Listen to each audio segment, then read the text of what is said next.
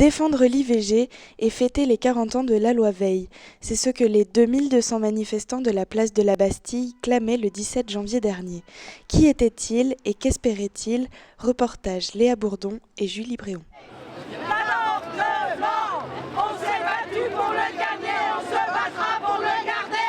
C'est une manifestation transgénérationnelle qui défend l'IVG. 220 000 avortements sont pratiqués par an en France et 35% des femmes y ont recours.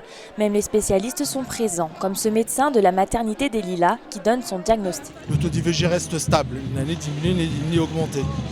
C'est très stable. Un médecin mais aussi les infirmières de la même clinique.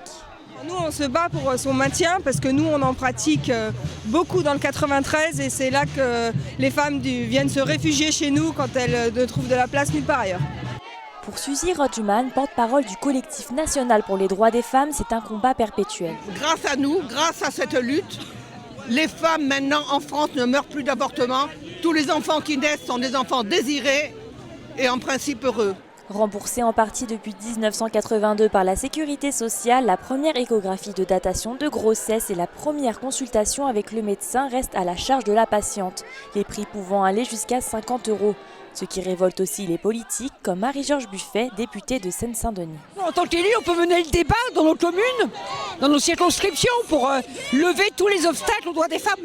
Si je prends une ville comme La Courneuve, nous tenons régulièrement des débats à l'initiative du maire et de la municipalité, où on rassemble des femmes sur ces questions-là.